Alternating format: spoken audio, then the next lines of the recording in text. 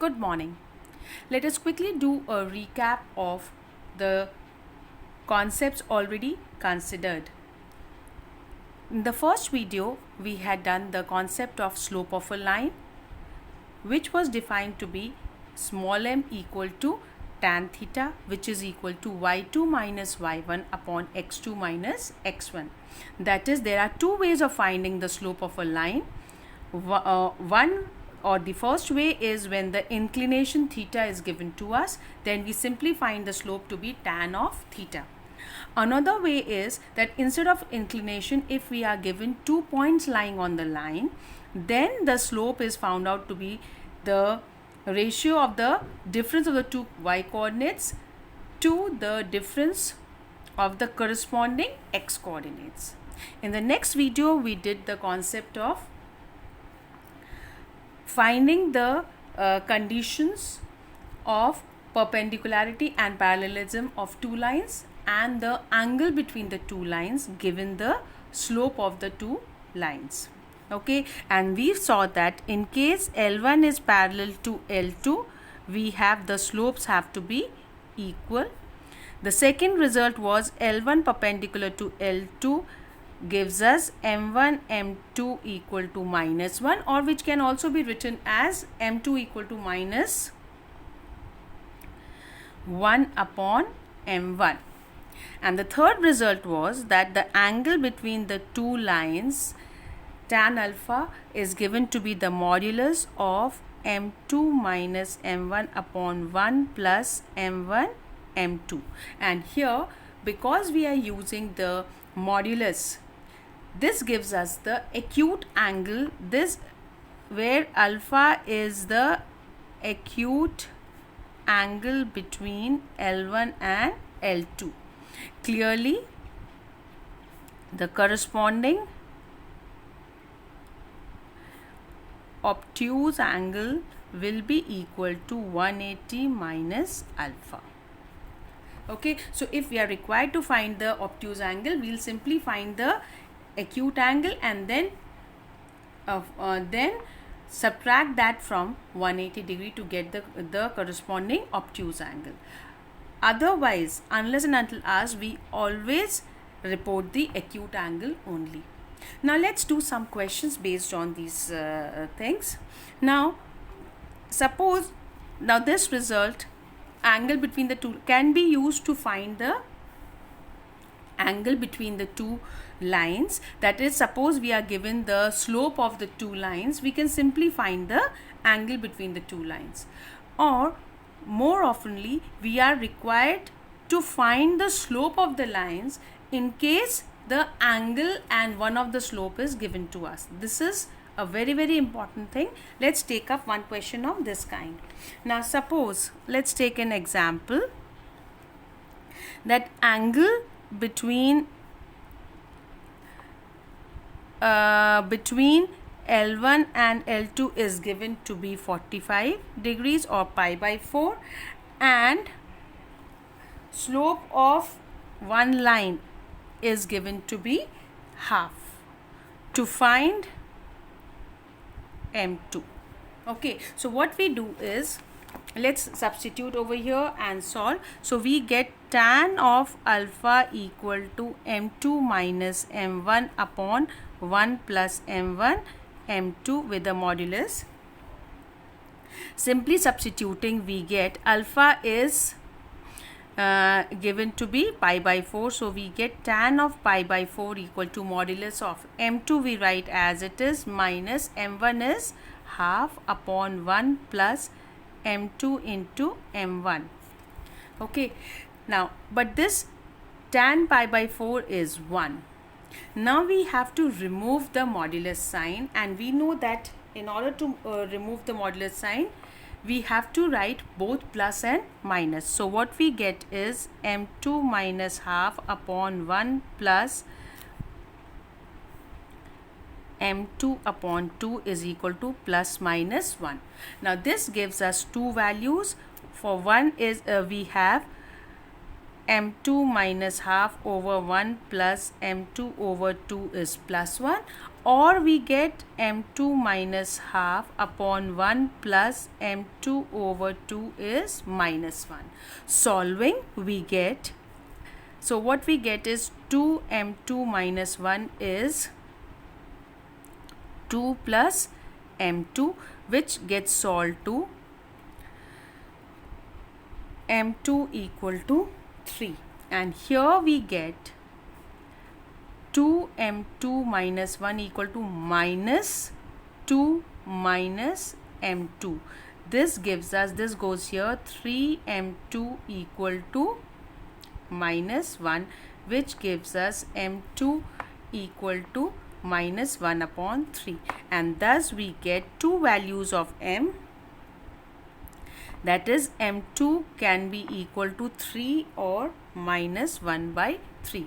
So this is a very important thing to be noted, that whenever we are required to find, we are given the angle between the two lines and one of the slopes, we are required to find the slope of the other line, we will always get two answers and we have to report both the answers.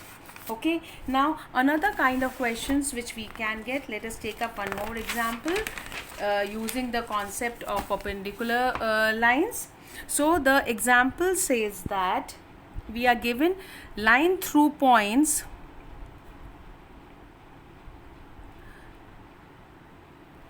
minus 2 comma 6 and plus 4 comma 8 is given to be perpendicular to the line through the points 8 comma 12 and x comma 24. We have to find x. So here, as you can clearly see, it uses the concept of slope as well as perpendicularity of two lines. So now we will use the formula for finding slope of a line on which 2 points are given to us. So that way we will find the slope of line L1 and the slope of line L2. Then use the concept of perpendicular lines, that is, for the two lines to be perpendicular, the product of their slopes is minus 1. So using these two concepts, we will try to find the value of x. So let m1 be the slope of line L1, be the slope of the first line, let's say L1. So m1 equal to y2 minus y1, that is 8 minus 6 upon x2 minus x1, which is 4 minus 2, which comes out to be 2 upon 6, which is 1 upon 3. The slope of the other line, so let m2 be the slope of second line, which we call as L2. Okay, so we get m2 equal to, the points lying on the second line are these two. So y2 minus y1 will be 24 minus 12 upon x2 minus x1 would be x minus 8. It comes out to be 12 upon x minus 8. Now, so this is equation number 1, this is equation number 2. Now, but given that L1 is perpendicular to L2, so this implies that m1 into m2 will be equal to minus 1. So from 1 and 2 we get m1 into m1 is 1 by 3 into m2 is 12 upon x minus 8 equal to minus 1, and when you solve it, we get x is equal to 4, and this is how we get the answer. Okay, so this way you can try out the problems of exercise 10.1. Now there is one last article before exercise 10.1, so let's quickly take up that also. Collinearity of three points. Okay, so now if we are given 3 points and we have to check whether the 3 points are collinear or not. So what do we do? You have already done this using some concept, the concept of distance between the points in the previous classes, but here we will be doing the same thing using the concept of slopes. And in this class you are expected to solve such kind of questions using the concept of slope only, not your previous results. So let's start. Okay, now let's take up the point. Okay, this is the origin, this is the x-axis, and this is the y-axis. Let the 3 points be P, Q and R. Okay, so let the coordinates of P be x1, y1. The coordinates of Q be x2, y2, and that of R be x3, y3. Okay, now what's so special about these points or this line? Okay, now the line PQ is along the line QR. So basically these are along the same lines. They should make the same angle theta with the positive x-axis. So what we do is we use the concept of slope of PQ is equal to slope of QR. Okay, but this is the result for lines to be parallel. So what is the difference between the parallel lines and collinear points?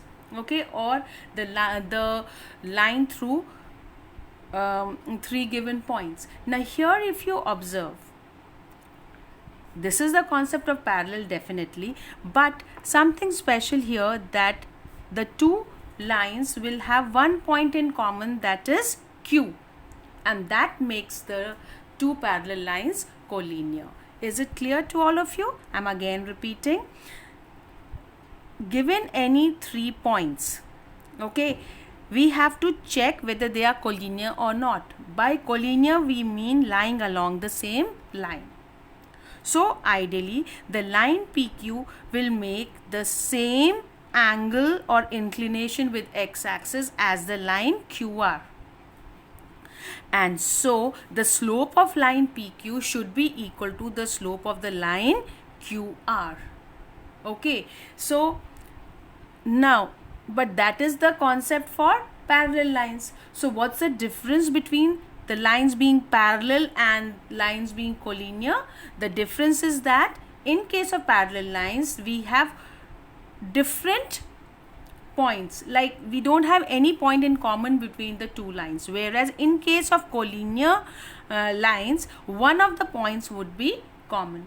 And so the condition for collinearity is that slope of PQ should be equal to slope of QR, where Q is the common point. So what do we write?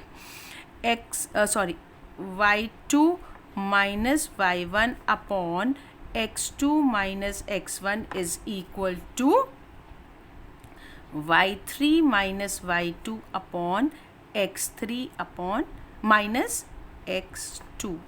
This is the condition for collinearity of 2 points. Now with this you can try out all the questions of exercise 10.1. Thank you.